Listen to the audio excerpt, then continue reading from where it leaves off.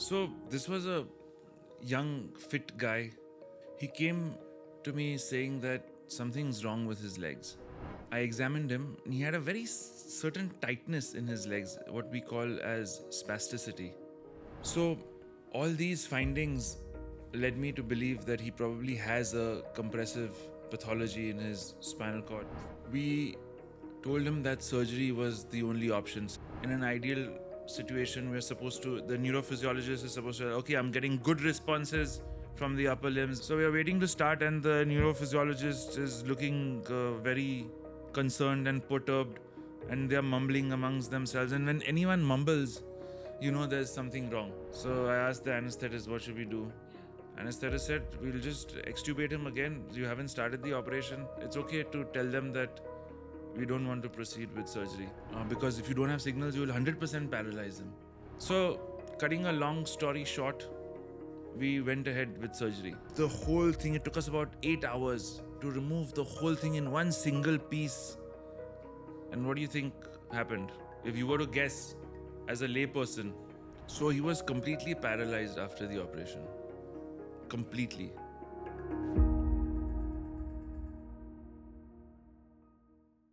Hello and welcome to a new episode of Brain Pickings with Dr. Mazda Turel. Today we are speaking about 27-year-old Rajesh who first walked to the doctor's clinic wondering why his legs kept giving way while walking. Often, all the time, in the last month before the visit, he said he had multiple falls. He kept falling without any reason. And he also said that he stopped driving because he had no control over his legs. They would just do their own thing. During his visit to Dr. Turel, when the doctor asked him to stand with his eyes closed, he buckled and fell to the ground. So, which means that there was no sensation below his torso. And what followed was a roller coaster ride of a complicated surgery and many, many months beyond that. What really happened, Dr. Turel will tell us today. Over to you, doctor. Tell us about that first time when Rajesh walked into your clinic. What was it like? What did you really notice? So, this was a young, fit guy. Not very fit, but he is a slightly plump, but otherwise healthy chap. And he came to me saying that something's wrong with his legs. And I examined him, and he had a very certain tightness in his legs, what we call as spasticity.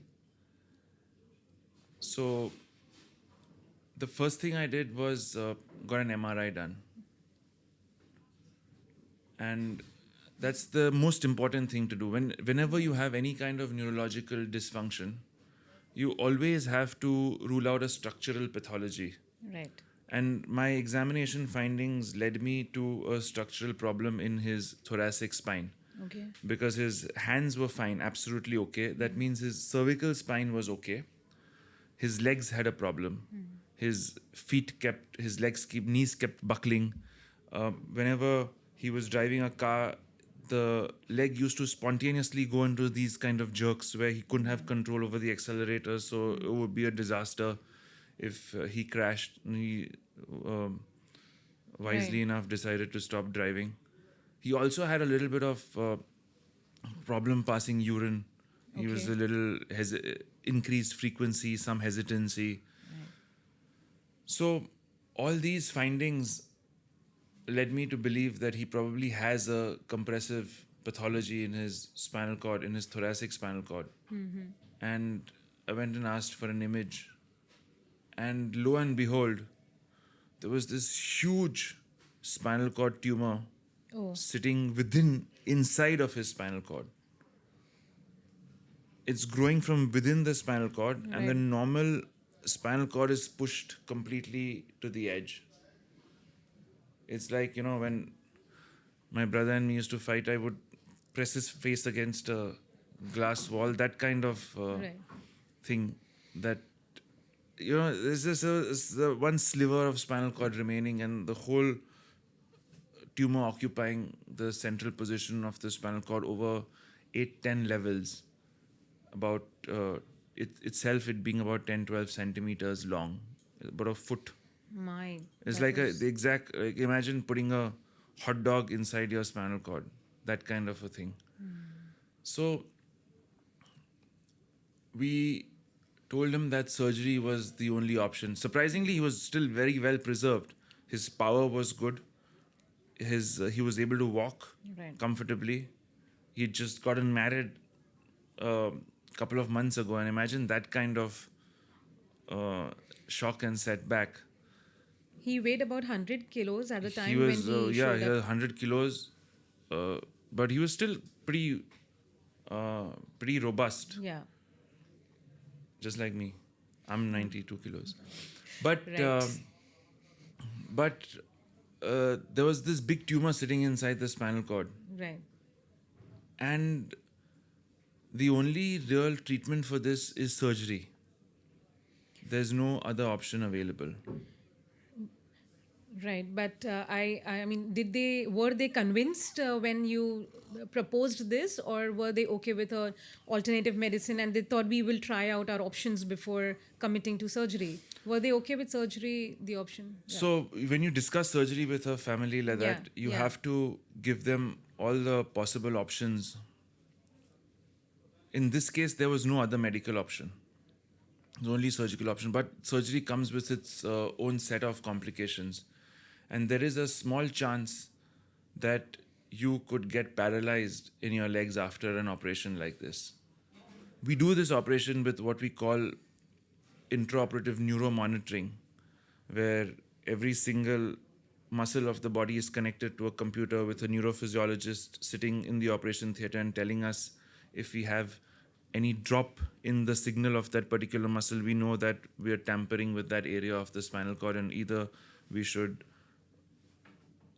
relax the retraction or the dissection over there, maybe go to another area, wait for some time, all of those things. So we explained to them that we are going to use this technology during the operation. However, nonetheless, there is a chance that you could still Yeah. have a problem. So they said that no, we can't afford to take any risk. We are going to try something else, and then they went away. Right. And then Okay. 2 weeks later, they came back. Okay. They probably had a couple of other opinions, and everybody said that surgery is the only option. And when they came back, he was progressively getting a little worse. He had a few more falls His during gait that had- time. His gait was a little unsteady. Right. He was not walking as well as he was. Then obviously, it's possible that the tumor was causing Much more some more damage. problems around. Right. Yeah. So then they finally agreed Right. Okay. to have an operation. And we planned everything. I blocked my entire day. Yeah. When you have an operation of that magnitude, you have to understand that it's a surgery that could last about 8 to 10 hours. And you should not have anything else on your mind. So usually I do surgery in the morning and have outpatient clinic in the afternoon for that day. Even the outpatient clinic is kept cancelled Okay. because you never know how long it's going to take. And I usually don't like to keep people waiting. So we had planned everything, thoroughly. You got admitted the previous night, went through the case with my whole team. Right. This is what we're going to do. Discussed all the stuff with the neurophysiologist, the anesthesiologist. And the next day And- was surgery. And the next day was surgery. So had a good night's sleep. Yeah. And came to the operation theater. And outside the operation theater, there was some major commotion going on. Okay. And I said, "What's happening, guys? Yeah. Yeah. Why are we not taking the patient in?" And the mother of the patient said that he cannot have surgery. Oh, So I said, just barely few minutes before yeah, your so were everything to. is ready. He's Yeah. not going to proceed with an operation. Oh, So I said, "Why?" yeah. So then the relatives took me to one corner and said, "Patient is willing for surgery. All of us are willing for surgery, but the mother has been possessed by a goddess who has decided that it is not good for him to have the operation." My, And in a country like India, yeah. these are the things that we also have to deal with. So I was I a little wonder what was irritated going on here in your mind at that time. because now you've kept your whole day Yeah. for this guy, and then suddenly. But at the same time, I have learned very early on in my career that never operate on somebody who doesn't Want to be operated on. or even has the slightest hesitation of Oh, yeah. having an operation, because something bad will happen. And now if you have divine intervention telling you, there are some people, I mean, I never ridicule any of this stuff, Right. because there are some people who have certain powers and who can sense a calamity that may happen and can avert it. And probably in one part of me was very irritated and angry, and I tried to convince them, listen, we know this is planned, we can't cancel surgery. And one part of me was actually relieved, saying that okay, this is a really complex case, there's a high chance of him having a complication. It's okay, it's not meant for me, it's not meant for me. Right. Okay, Yeah. maybe God's protecting me from and saving my grace, saving my reputation of not having. So mixed feelings at so that mixed time, feelings, and yeah. at the same time, listen, there's a challenging case to do. Yeah. If you do it well, Yeah. it adds a feather in your cap. Correct. But have these moments also, like, has this ever happened earlier when just minutes before the operation the patient No. decides not to have an operation? No, This was the first it's time. not happened. It's the first time. It's happened before that people are superstitious about surgery. Right. Like I've had crazy requests, like please do the operation before sunrise. Okay. And and we'll only get discharged on this particular day, and so those are okay to Right. Yeah. deal with, but no one's Refused on the to way be operated. to the operation theater, no one said that sorry, we can't go ahead and have surgery. Yeah. So I mean, superstitions in our culture and in our part of the world are very common. I've had so many requests from astrologers that start the operation at this particular time. And I, as far as possible, You abide by that. Yeah, I mean, my phone now You accommodate. autocorrects the word neurologist to numerologist. So anytime I type neurologist, it shows up as numerologist. So it's been, I mean, so as far as possible, we try to respect. Right. Yeah. I mean, we make sure that all the planets align nicely for everybody, so everyone's happy. Everyone's happy, correct. We shouldn't. Yes. So if someone says, "Okay, start Yeah. surgery 1 hour late," Yeah. that's okay. It's doable. Right. Yeah.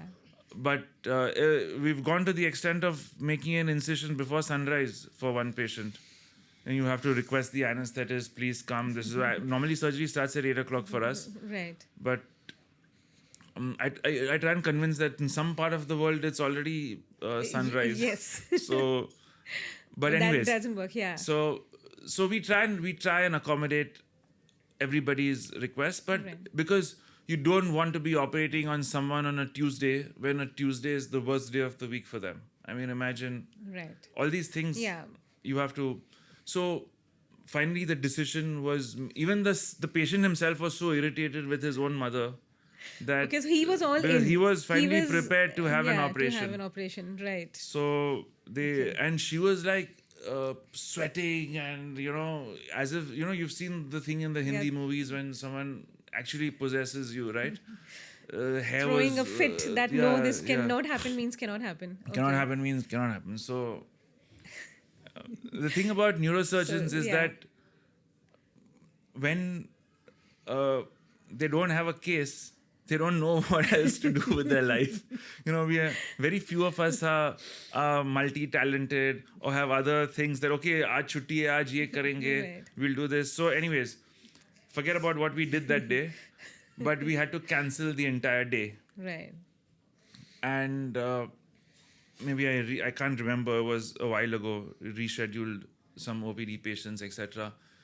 And then they got discharged. Right. They got discharged. Okay. And I I said, thought "Chalo." it was shifted to another day or something. No, she said we don't want surgery at all, so they They got just took discharged. discharge. Okay. And then 3 days later, Yeah. they call me back again, Okay. saying that now we are ready for surgery. I said, Mummy ko bulao. Yeah, it was important to take her consent. Mummy, That she had consented before as a Okay, witness yeah. in the And evening then- of the operation. The evening of the morning of the operation. So, Mummy ji said, नहीं हमको कुछ feeling आया था, लेकिन now we are okay to have the surgery. And so I said, okay, going to reschedule it. We fix it up for another day, and went through the drill again. And finally, patient was under anesthesia. Okay. Okay, he's lying flat on his belly. We've connected all the muscles to the monitor, Right. and in an ideal situation, we're supposed to, the neurophysiologist is supposed to, okay, I'm getting good responses from the upper limbs, I'm getting good responses from the lower limbs, Right. everything's fine, you're good to proceed. Those signals are very important. Those signals are very important because Because they tell you, what do Because- those signals tell you? tell you that if there is any drop in function of Right. the legs, Okay. you will immediately know. Okay, so And you'll then stop you can right you can there. stop, you can wait, you can increase the blood pressure, you can give some steroid medication, all sorts of maneuvers to make sure that you're not causing any permanent damage. Okay.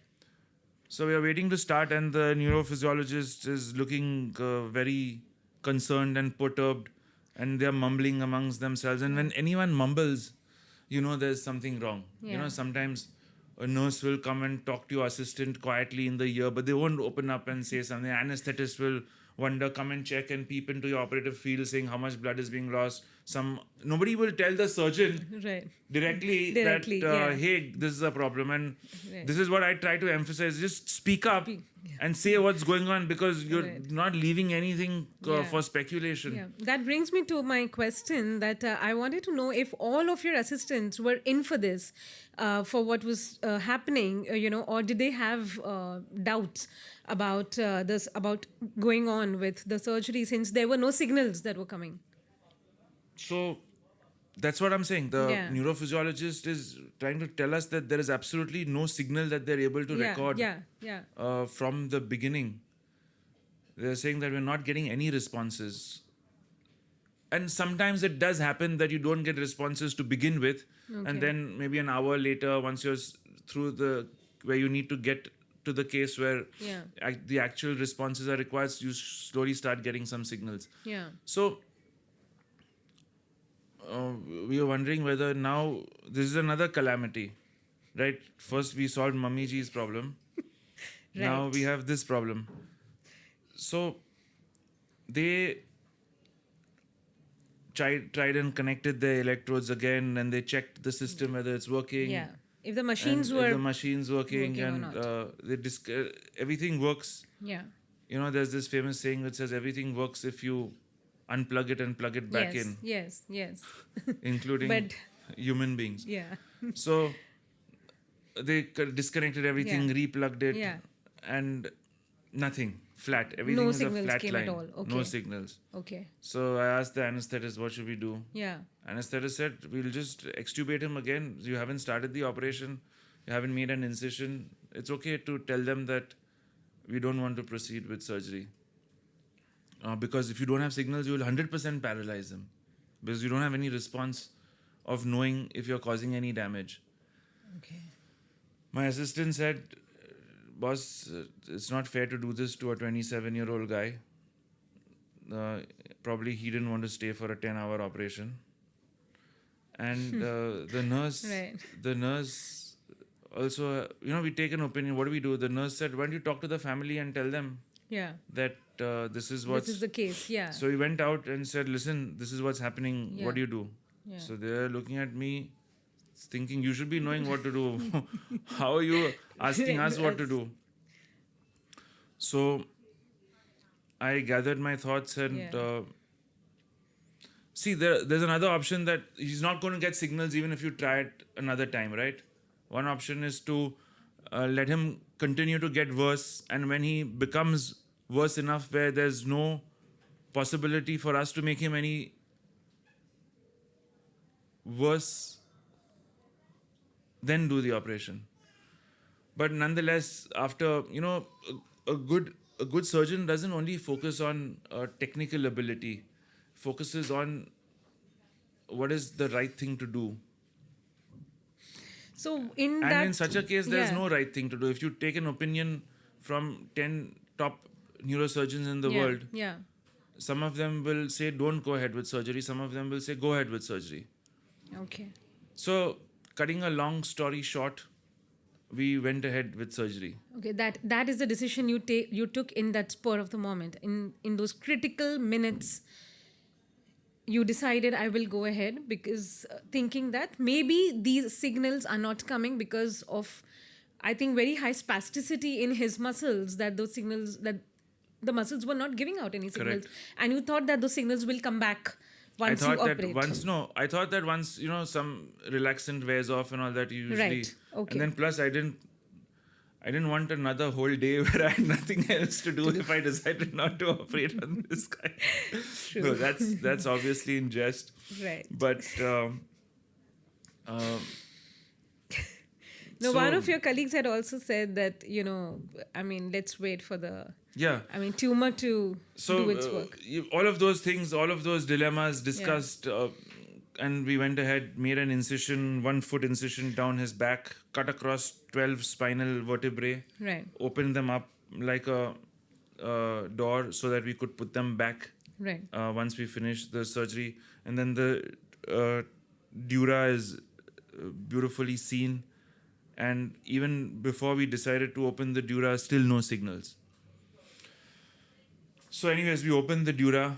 Then we saw the spinal cord tumor over there, and very, very meticulously, we decided to remove it very, very carefully, separating all these tiny strands, all these little blood vessels that were going into the tumor, preserving the neural tissue in all its finesse. And we removed the whole thing. It took us about 8 hours to remove the whole thing in one single piece.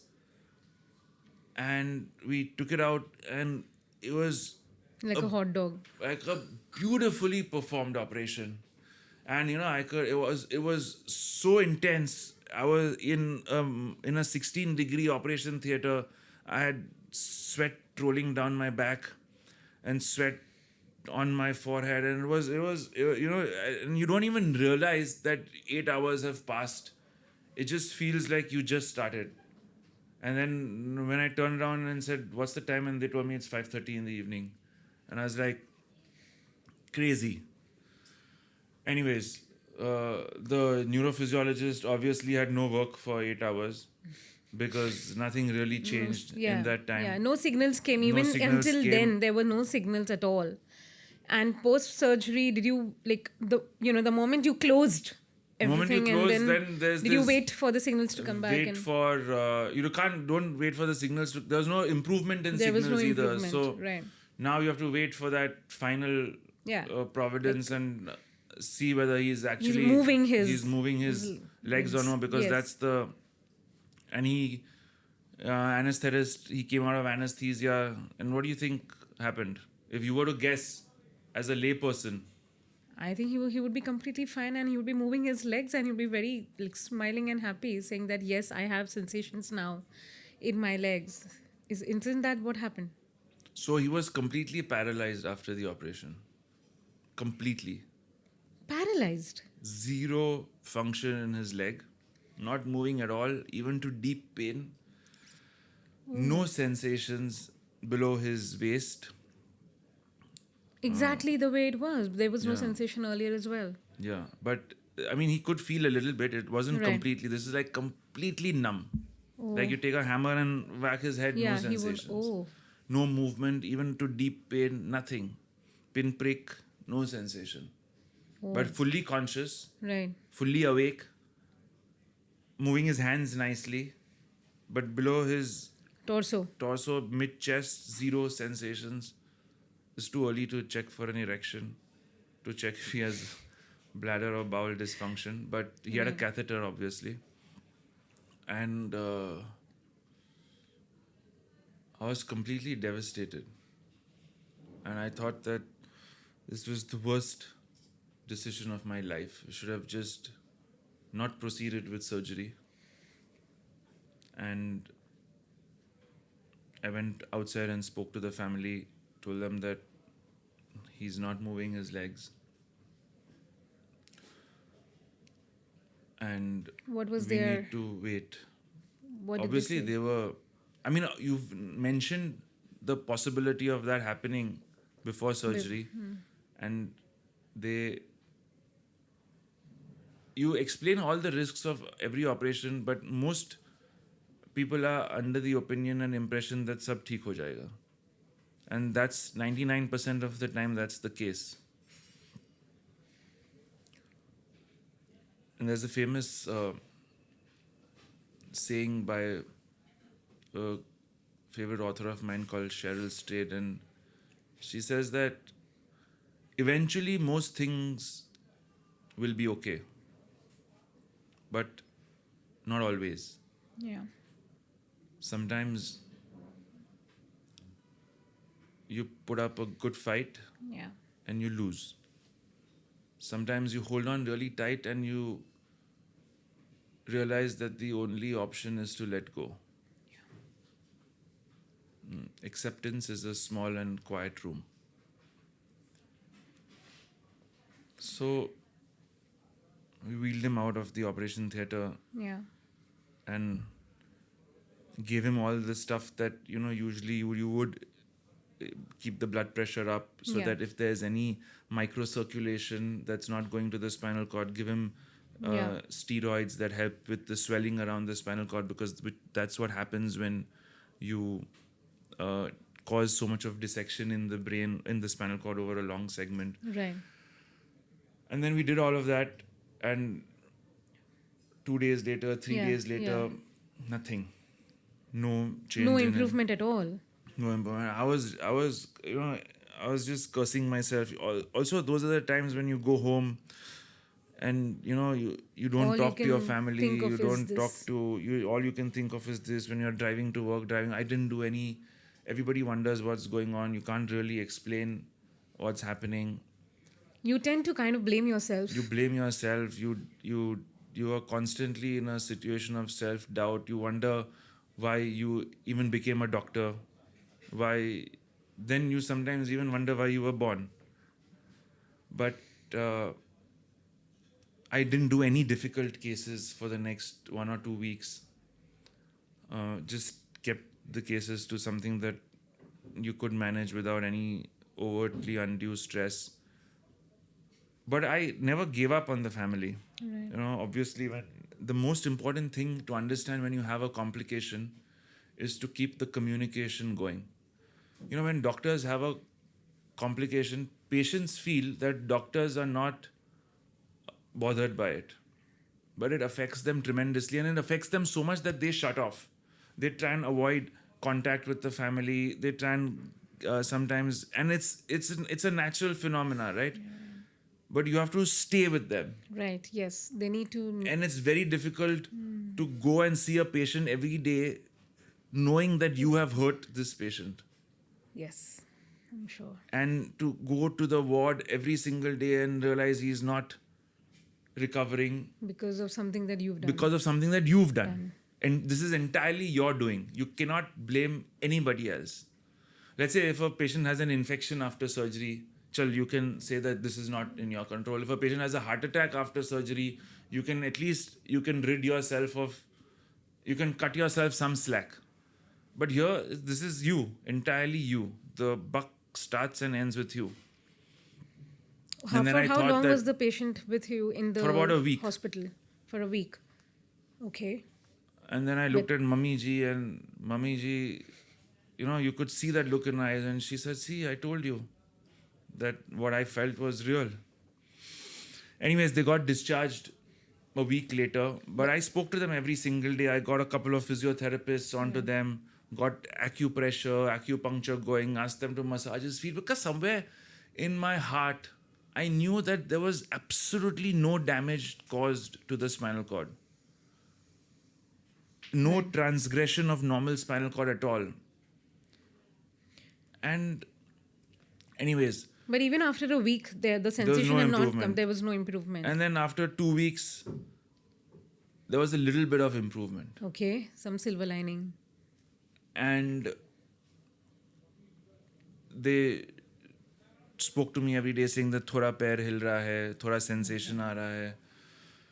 And then for a couple of months later, I You didn't completely hear from forgot them. about them. They didn't get back to me. And then, you get caught with the A lot of things. usual of things course. that you get busy with, Other and you're cases. again working, and you're again Right. doing cases, and you're again, and that cycle just continues. Right. It's like nothing ever happened. And one fine day, about 3.5 months later, I was just sitting in my office at the end of a tired day with both my feet up on the table. And I just, at the end of every day, I sit for about 5-10 minutes and go through the entire day in my head and go through the operation that I did in the morning and see if I could have done anything better. And then suddenly I see a WhatsApp video on my phone Okay. from a random unknown number of a guy having climbed 20 stories and was running briskly on his terrace. And then This when I was- zoomed in a little more, it was Rajesh. Rajesh. Wow. Oh my God. So This must be about 6 months. about 3 to 4 months later. Wow. What magic surprise. And I was like, I got up from my chair and then I pumped my fist 2-3 times, and I was like Joy. absolutely elated and Yeah, delighted that yeah. this was the outcome. But I had a miserable 3 months. I had aged quite a lot in that time. I lost so much hair, as you can see. But this is what life in neurosurgery entails. Sometimes you win, sometimes you lose. And every decision you make, now in hindsight, it was the best decision of my life, right? But you only come to know of these things several months later. Sometimes the reality unfolds itself when you least expect it to. This also makes me ask you, have there been any other moments when, your surgeries, what you do, has made you question your own craft, doubt yourself? And just like you said, how it really impacted you psychologically, mentally. And can you take us back in time when something like this had happened before also? That it really consumed you. And I mean, there are certain cases in which sometimes when there's uncontrolled bleeding, and we had a patient who had a very large tumor inside the ventricle of his brain, okay. extremely vascular, and a couple of people refused to operate on him because it is deep inside the brain, very delicate. We went ahead and did the operation, and torrential amount of bleeding. Just you touch the tumor and as if something's bursting in the brain and you can't see anything, and you're trying to control. You get another assistant besides your regular one, and the blood pressure is crashing. The anesthetist is telling you, monitors are beeping. The anesthetist is sitting and pumping bags of blood. And in all this chaos, the operation room is absolutely silent because, and there are hundreds of thoughts that going into your mind. Yeah. So if you lose more than a certain amount of blood, the patient can go into shock. He can develop a DIC, what is called as disseminated intravascular coagulopathy. His bleeding parameters can get completely out of whack. And my mentor once told me, you can do any operation in neurosurgery Yeah. if you know how to control bleeding. Because if you can control bleeding, at least you can get out of the operation alive. It doesn't matter whether you've left behind some tumor or not. That can be dealt with at a later stage. Yeah, yeah, As long as you've not damaged yeah. the patient. And sometimes, so when you have uncontrolled bleeding, that patient, we lost about 4.5-5 liters of blood. Oh, That's more than the patient's entire blood volume. And it requires very good anesthesiologists, touch wood, we are blessed with them, to be able to replenish those stores and give the exact amount of without overloading the patient, keep Right. the blood pressure without allowing to crash Crash. so that it doesn't damage vital organs. And those, like, 20, 30 minutes, 1 hour, when Or until you're able to get that bleeding into control. And sometimes I actually pray during an operation saying that, please, just for whatever it's worth, just stop this thing. And those are very, very unnerving moments in surgery. Thankfully, in today's day and age, they happen very, very rarely. They don't happen. It's nice to talk about them because it sounds dramatic, but most often you have things under control. But the surprising thing about surgery is that just when you begin to think that you have things under control, sometimes it's things not. can go wrong. Yeah. So, but anyway, we managed again that patient to stop the bleeding. We removed the tumor completely. And sometimes the only way to stop bleeding is to remove tumor instead of trying to control bleeding, because bleeding is coming from those vessels that are supplying tumor. Correct. And we were able to remove it, and thankfully he was able to go home walking. But all stories don't have a happy ending. And maybe someday we'll talk about those. Yeah. Yes, we will.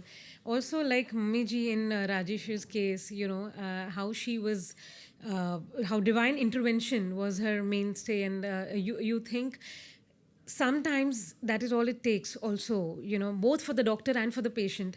Yeah. Somewhere faith matters more Of course. I mean, than anything else. You have to respect everybody's wishes. And now, touch wood, it's been several years. He's absolutely okay. He had a baby. Oh, That means okay. his sexual function is also all right. And he visits me, and there's no tumor in his spinal cord. And despite having a complication, his family still sends patients to me.